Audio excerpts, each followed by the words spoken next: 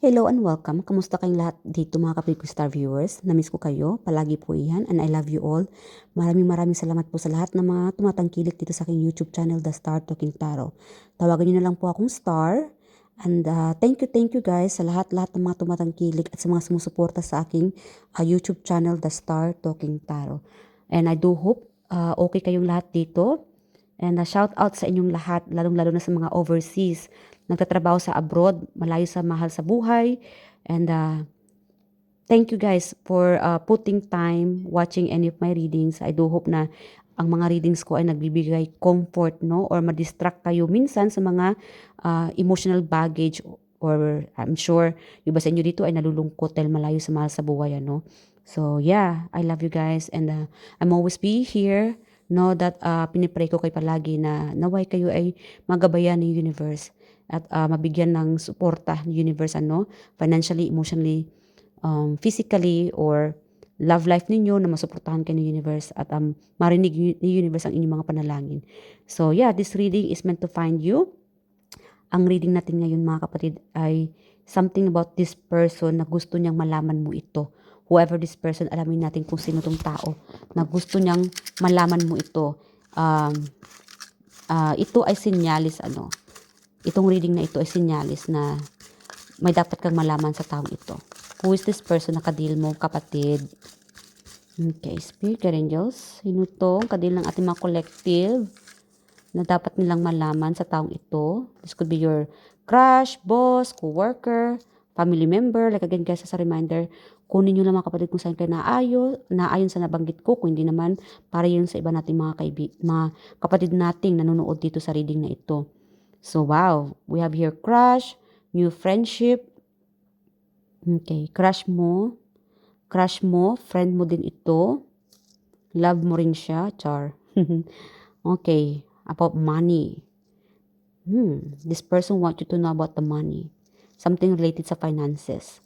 Okay, we have here letter X, A, F, L, Q, V. This could be your ex from the past.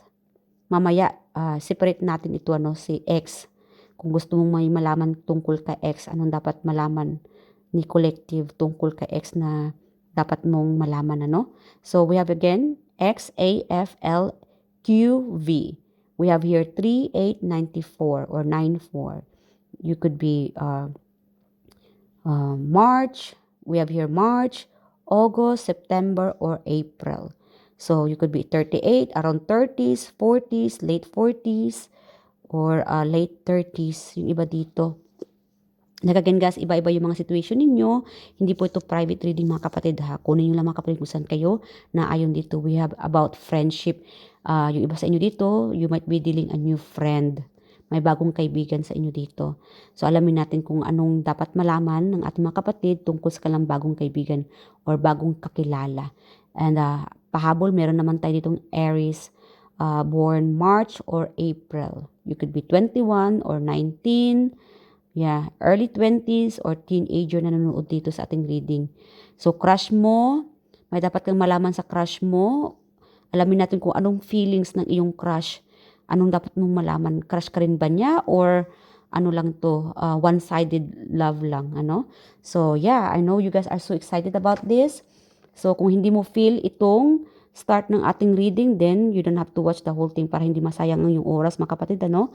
So, kung ikaw naman ay interesado at this moment, so far, ay relate sa iyong nababanggit ko, then move on. Continue watching this reading. Pahabol ko lang mga kapatid, ano?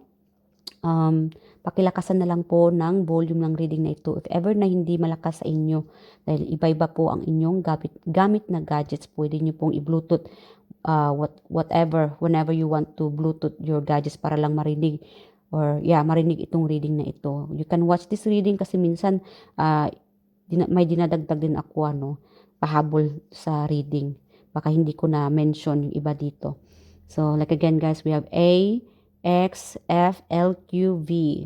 Yung iba dito. So, yeah, sa zodiac sign, dagdag ko rin yung zodiac sign later while doing the reading. Meron naman tayo ditong Aries. Very specific here sa zodiac sign natin. You could be March or April. Yung iba dito. Or you could be, again, March, August, September, and April. Yung iba dito, nanonood. This could be you or yung ka-deal ninyo, yung person ninyo. So, move on na tayo. Alamin natin mga kapatid, what about this more money? Anong dapat mong malaman? You can think about this person mga kapatid. If this is about related sa pera, more money is coming. So, may paparating. Maybe this person is going to offer you. Okay, Page of Cups. So, this could be about your talent. So, this could be related sa iyong finances mga kapatid. If you are truly talented, mag-paint ka. Yes, you can offer this. O pwede mo sigurong i-post ito sa social media kasi sa panahon ngayon guys, lahat ng mga businesses ay magbo-boom, no? Or maraming makakaalam. Dapat ang tawag dito, I'm sorry guys ha, i-post nyo na lang ito sa social media, itong talent ninyo.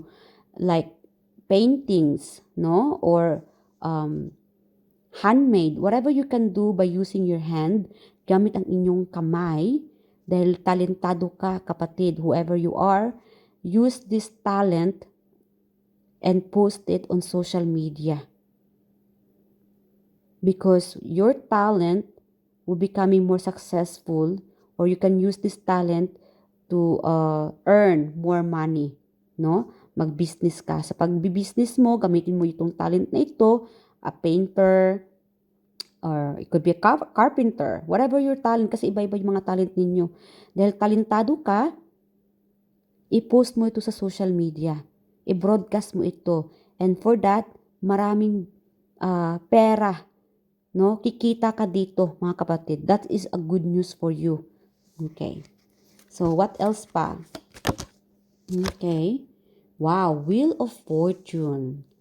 My God, guys, mga kapatid, this is for you, mga kapatid. A good news. This is the moment. Bagong bahay, may relocation dito. Okay? Bagong bahay, okay. If this about money, related sa money, kung magkakapera ka man, kung may something about money, no? Sabihin natin kung may naipunan ka or nakapag-ipon ka, gamitin mo ito sa bahay. Baka this is the time for you na, relocate, maglipat, bibili ng bahay, or ayusin yung bahay. Iba-iba ang sitwasyon ninyo. Kung ano man ang kaya mong magawa, no? Lalong-lalo na sa budget mo, kung if you are in a budget sa pera mo, ano? Gamitin mo ito sa bahay. Huwag mong gamitin sa mga kung ano-ano. Kasi itong planong ito ay hindi mangyayari. Kasi nga, di ba, baka ma-out of budget ka na. If you are in a budget or tight budget, mga kapatid, gamitin mo yung pera sa bahay. Relocate, maglipat ng bahay, bibili ng bahay, or redesign, no? Yeah. At yung iba naman sa inyo mga kapatid, we have here the Wheel of Fortune. This is still related sa money. Maraming pera ang darating sa iyo. Makakatanggap ka ng maraming pera. It could be 3 days from now, 8, 9 days. It could be weeks or around 20s of the month. So this is timeless and collective. Kunin nyo lang kung saan kayo nakaka-resonate. And it doesn't have to be na right now, no? Na makukuha agad yung pera. It takes time, but patient needed sa inyo dito mga kapatid. Like again, boost your confidence, always stay positive. Gamitin ang iyong talento or talent dahil ito ay magbo-boost. Yeah. And it will bring money, yung iba dito sa inyo, ang iyong talented. Pagiging negosyante, something about money. Yeah, baka mayroon dito mananalo ng lottery or mga palaro. So affirm this mga kapatid and claim this, no? More money ang blessings ang babalik or darating sa inyo. So again guys, paalala ng universe para sa inyo, kung ikaw man ay makakatanggap ng pera or may blessings na darating sa iyo regarding sa inyong finances, bumili ka ng bahay or step by step. Wag mong it's kind of like a one day billionaire. Mayaman ka isang araw lang. Kinabukasan, balik, no? Back to reality. Mahirap na naman. Okay? So, yeah. As a reminder, dapat may listahan ka. kung saan mapupunta ang pera. Like again, you will be blessed about this finances. Alright, so this is your turn. This will be your moment mga kapatid na magkakapera ka or marami pang pera na matatanggap. Yeah, within 3 days, 3, 8, 9, and 4 or around 20s. Okay, could be weeks or days. Or yung iba naman is time, oras. Oras na para ikaw naman ay yayaman. Wow, very, very powerful sa inyo mga kapatid. It's kind of like, kasi meron naman tayo itong secret. Sikreto siguro to ng universe. Yeah, kasi may nakuha ako ditong blanco. It's a secret, a hidden, nakatago ito. Like again, you will be surprised, a good news yung iba dito sa iyo na malalaman mo. Ayaw ni universe na malaman mo ito agad, but this could be related sa surprise. Unknown. More money. Baka may mananalo sa inyo ng lottery dito or palaro. Whatever na palaro, it could be sa social media, I don't know. But again, blessings in disguise para sa inyo. Alright, so alamin naman natin dito kay as a friendship, new friendship. Anong dapat malaman ng ating collective about this new friendship? Okay. We have here 10 of Wands and 3 of Swords. So, about friendship, you could be feeling tired. Yeah. Third party or 3 of Swords. It could be as so watch out guys when you meet a new friend. Ingat-ingat. Pagka may bago kang nakilala at nararamdaman mo na I have here 1144. So confirm spiritual message from the universe. It could be a warning for you when you meet this new friend. Bagong kakilala mo. And bago pa lang kayo pero ang daming pagsubok sa inyong friendship. No emotional baggage, physically tired, physically drained. You're not happy, parang ang daming, I don't know, you could be drained by this friendship. Let's get the advice. Baka itong bago mong kaibigan is ginagamit ka lang, no? Para bang palautos, lahat ikaw na gumagawa. Then, what is the message, advice the universe para sa new friendship mo? Advice. I'm getting like, I think it's time to let go, although mahirap. Mahirap i-let go, mahirap mag-move on, layasan, no? Or like again, kung hindi ka naman masaya kapatid sa bagong kaibigan, then mag-start ka ng mag-impake. Or i-let go itong friendship na ito. Although mahirap man, masakit man, ano pa, hindi ka naman masaya. Parang puro pahirap, pasakit, no? Or parang demanding. Yeah, 10 of Swords, puro pahirap itong kaibigan mo, itong bagong kaibigan mo. This is new. Then let go. Mahirap, masakit. Kasi kung mag-stick ka dito sa bagong kaibigan, mga kapatid, hindi ka makapag-move forward. Walang improvement para sa'yo. You need to choose yourself. You need to stay strong. Yeah. Kasi may iba dito na parang, I don't know, something about like sabotage. No? Gamitan lang. Baka ginagamit ka lang nito. Yeah. Dinidistract ka ng taong ito. Baka masyadong sabihin natin friendly, mapagbigay, or I'm sorry guys ha. I'm sorry kung ganito ang sitwasyon mo ngayon sa iyong bagong kaibigan. Parang ginagamit, guys, follow your instinct. Kasi meron itong ginagamit ka lang ng bagong kaibigan mo. Pinapahirapan ka lang lalo. Kasi meron itong napaka-demanding na kaibigan. May taong demanding. Utos dito, utos doon. Physically, emotionally tired ka na. Nasasaktan ka na. Kasi parang feeling mo na hindi ka na-appreciate ng taong ito. Then it's time to let go. Although may attachment dito, no? Na-attach ka sa taong ito. But then guys, hindi ka makapag-move forward. Hindi ka aangat. Kasi itong tao lang ang aangat. Ginagamit ka lang niya. So it's time to move forward. Let go. And just let go this person. Kasi hindi ka aangat sa kanya. Puro pasakit lang. I'm sorry. You might be feeling family. Kasi I think, it's time to cut off that communication. Yeah, i-cut off mo na yung communication mo sa bagong kaibigan kasi hindi siya makakatulong sa iyong improvement. Walang improvement na mangyayari sa iyo, kundi puro pasakit lang. Lahat ng mga physical labor, lahat ng mga gawain sa iyo, no? Para bang sa iyo niya ito, I don't know, napaka-demanding. Malakas talaga dito, demanding. So, let go this kind of friendship. Yeah.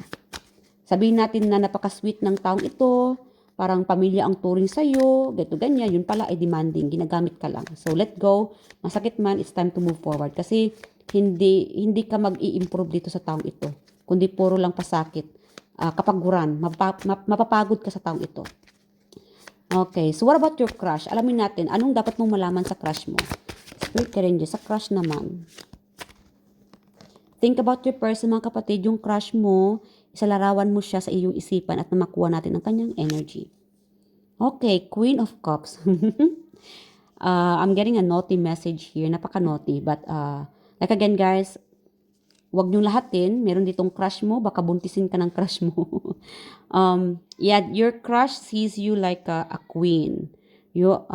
They think of you as a mother or a parent, no? Maging kapartner niya, maging habang buhay niya. So meron naman dito na baka gustong buntisin ka dito ng crush mo. Okay, guys, watch out kasi baka crush mo ito na may committed na. Alright, so kung itong taong ito ay may pamilya na, then let go. Pero kung crush mo lang, and then somehow this person parang biglang babaling ang atensyon sa'yo, baka bubuntisin ka ng crush mo, which is not good dahil committed ito sa iba. Huwag kayong pabuntis o huwag kayong papagamit ng inyong crush kasi meron naman na nagte-take advantage sa inyong feelings. Dahil alam ng taong itong may gusto ka, then that person is going to use you although this person is already committed sa iba. So, ingat-ingat. At meron naman dito na crush mo na, I don't know, parang gusto niyang, this person wants stable. Or, hindi lang ito one-sided. Meron naman ditong one-sided na nagte-take advantage sa iyong feelings dahil committed siya sa iba. Para bang, hindi siya happy sa karelasyon niya and then mabaling yung atensyon niya sa'yo dahil may gusto ka sa kanya, then baka somehow ay mabuntis ka ng taong ito. Like again guys, huwag kayong papagamit, alright, sa crush ninyo. Dahil alam ng taong itong crush mo siya, may feelings ka sa kanya, at baka ikaw ay mabuntis at then you will be left out. Ikaw itong madidisgrasya. So huwag pagamit. Yung iba naman, another crush, ang crush mo ay nakikita kanyang maging mapapangasawa niya sa in the future or habang buhay. A lifetime partner. This person wants to reach you or parang gusto niyang makipag-communicate sa iyo, papansin. Meron ditong papansin. Baka crush mo ay papansin at parang sitting pretty ka lang, kapatid. Para bang ini-ignore mo lang siya but deep down may crush ka rin pala sa kanya. Like again, this person wants you to be happy, papansin, may pagka-childish. Yeah. Okay, but like again guys, yung crush mo, hindi lang crush, gusto ka rin niyang buntisin, gusto ka rin niyang mapangasawa, at gusto ka rin niyang ikaw ang magiging ama, ina ng kanyang mga anak. Alright? Like again guys, wala tayong gender dito. So what else pa? Okay, si X. Anong dapat mong malaman kay X? Si X, Spirit Guardians, anong malaman natin collective sa kanyang X? Spirit Guardians, anong dapat malaman natin collective sa kanilang mga X? At this moment. Okay, may iba-ibang sitwasyon dito. Oh. Okay, the Moon and the Queen of Pentacles. So, your ex, okay, something about like, hold on guys. Napakalalim ng sitwasyon ninyo ni ex, mga kapatid. Siguro, ginost mo siya, or ikaw ang ginost niya. This person wants to know your whereabouts. Kamusta ka na? Ba't mo siya iniwan? May mga unfinished business sa inyo dito. Okay? So, this is like, I don't know, you could be like a single mom, single dad, you are single. Para bang, nag-iisa ka lang ngayon, or nag-iisa kang binuhay ang iyong mga anak. Ang dami mong responsibility, but you stay strong. Although you're feeling alone, mga kapatid, pero nakaya mong suportahan itong mga tao sa paligid mo, itong mga mahal mo sa buhay. You stay strong and it's like standing your ground. Yeah, you are the Queen of Pentacles. Stable. Kahit may mga nag-iisa ka man, na kaya mo ito. You are truly intuitive. You are a queen. A queen, a king. Strong, intuitive, spiritually strong, emotionally strong. Like again, ito ang gusto ring masabi ng partner mo or your ex-partner. Gusto niyang malaman mo na this person is too proud of you. Ang dami niyang gustong sabihin sa iyo. Everything left hidden, nakatago lahat. Hindi niya nasabi sa iyo. Hindi niya nasabi na you are so strong, matatag ka, no? Malakas, maganda. I'm also getting like attractive. Attractive pa rin siya sa iyo. Although nag-iisa ka, feeling matanda. Meron kasi ditong nagkakaedad na. Although nagkakaedad ka na, yung iba dito, yes, you are still attractive. Although single parent ka, mag-isa kang isinasaguyod ang iyong pamilya, nakayanan mo ito. That's how proud your ex. Napaka-proud niya. Dahil, I don't know, meron kasi dito na hindi niya, ang tawag nito, or nagkaroon siya ng maling akala. Akala niya na magmamakaawa ka, akala niya na mahihirapan ka na wala siya, but no. Unexpected sa kanya na mali pala yung mga akala niya. Mas nagiging matatag ka pa, mas nagiging gumaganda, gumagwapo ka pa, mas nagiging stable ka pa. Marami ka nang natutulungan. So that's, ito yung mga hindi nasabi ng iyong ex. At yung iba naman, gusto naman ng ex, meron kasi din an ex manifesting thinking about you from the far. Iniisip ka niya sa malayo. Maybe this person's daydreaming about building a home. Reunite with you. Baka mag-offer siya ng new beginnings, new friendship, or a celebration. Yes. Expect this. It could be unexpected na magkita kayo yung iba dito. An ex na magkita kayo, or unexpected naman na mag-celebrate, or baka magkita kayo sa party. Sorry guys, mixed energy tayo dito. Merong ex dito na magkita kayo sa party, celebration, or somehow ay magtagpo kayo. Dahil minamanifest dito siguro minamanifest mo siya at minamanifest kanya, kaya pareho kayo. Siguro parehas pa rin kayo ng nararamdaman. At least friendship man lang.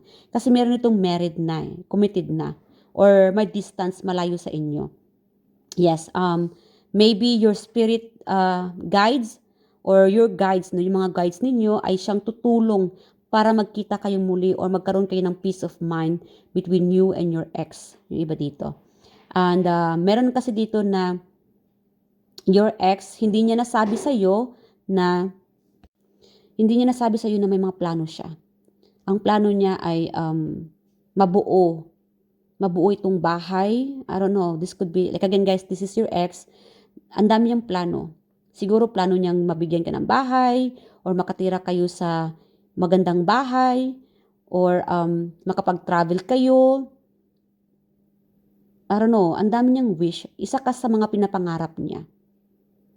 Yeah. Yun ang gusto niyang sabihin. Dapat sa'yo na hindi niya na nasabi. Isa ka sa pinapangarap niya. And yeah, gusto niya na magkita kayo or be friend na lang, no? Pwede naman friendship na lang din kung maaari, kung pwede pa. Or siguro naging chick boy, may mga pagkukulang itong taong ito. Meron kasi ditong chick boy, chick girl. Ang dami yung pagkukulang. May mga third party dito. But then again, gusto ng taong ito ang magkaroon ng peace of mind, clarity, closure, yung iba dito. Yeah. Like again, marami siyang gustong sabihin sa iyo na hindi niya na nasabi. So yeah, siguro may dapat siyang explain tungkol sa mga third party issues, or gusto niyang malaman mo yung issues ninyo noon kung bakit kayo nag-away. Kasi meron itong nag-away. Whatever na pinag-awayan ninyo. Ano bang pinag-awayan ninyo? Could be reason, no, sa mga naging ano siya, third party. Could be other people, other woman or another man or I don't know. Could be another friends or siguro nakinig siya sa ibang mga tao. Hindi kanya pinakinggan siguro. Okay. But ano pa? Ano ba talagang totoong rason kung bakit kayo nag-away? Okay, Two of Cups. Again, relationship. Yeah. Gusto talaga ng taong ito na suyuin kang muli. Okay. Kung kayo nag-away, gusto niyang magbigay ng regalo. Oh, gusto niyang i-share yung mga good times niya, yung mga ganap ng taong ito. Yeah, gusto niyang suyuin kang muli, magbalikan kayo. Mabuo itong pamilya ninyo. O baka mag-confess. Like again, may confess tayo kanina. Sabi ko yata kanina yung confession. Baka isa ito sa plano niya mag-confess. Okay, crush ka rin niya, baka mag-confess siya na sa nararamdaman niya. Okay. Alright guys, I do hope hanggang dito mga kapatid, I do hope nag-enjoy kayo sa reading na ito. Pasensya na at medyo bitin at mixed energy tayo dito, no? Baka uumagahan tayo dito, naghintay na aking pamilya at ako'y magluluto pa. And please leave your comment below what you think about this reading and I'll see you guys in the next reading and thank you. Bye!